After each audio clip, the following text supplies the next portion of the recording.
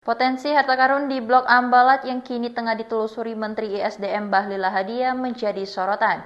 Di balik peluang kerjasama antara Indonesia dan Malaysia muncul sejumlah persoalan internal yang diperkirakan dapat memengaruhi jalannya koordinasi kedua negara. Sejumlah anggota parlemen oposisi di Malaysia mendorong pemerintah setempat untuk kembali menyoroti wilayah Ambalat yang dinilai memiliki potensi sumber daya alam melimpah. Reaksi itu coba diredam Perdana Menteri Anwar Ibrahim dengan menegaskan akan membela hak-hak masyarakat Sabah.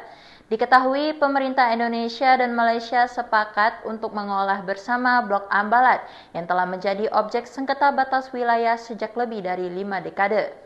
Kawasan yang berlokasi di Selat Makassar ini terkenal kaya akan harta karun minyak bumi dan gas yang disebut-sebut bisa dimanfaatkan hingga 30 tahun. Kesepakatan itu diumumkan langsung oleh Presiden Prabowo Subianto usai mengadakan pertemuan dengan Perdana Menteri Malaysia Anwar Ibrahim.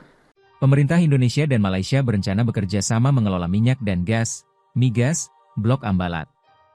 Hal ini dilakukan agar potensi migas yang terletak di luar Sulawesi atau Selat Makassar ini dapat dimanfaatkan oleh kedua negara. Menteri Energi dan Sumber Daya Mineral, ESDM, Bahlil Lahadalia mengatakan Indonesia dan Malaysia tengah membuat konsep kerjasama dalam pengelolaan Blok Ambalat. Nah jujur saya katakan bahwa situ ada potensi sumber daya minyak dan gas. Salah satu yang kita diskusikan adalah bagaimana kawasan ini kita kelola bersama untuk kebaikan bersama.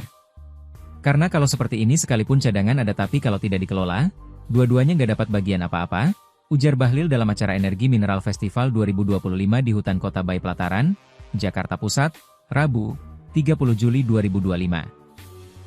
Nantinya Blok Ambalat ini akan digarap BUMN masing-masing negara. Rencananya, dari Indonesia adalah PT Pertamina Hulu Energi, PHE, Subholding Upstream PT Pertamina, Persero. Dan dari Malaysia Petronas. Namun, menurut Bahlil, keputusan kerja sama ini belum final karena mengkaji bentuk, metode, dan waktu pelaksanaan kerja sama tersebut.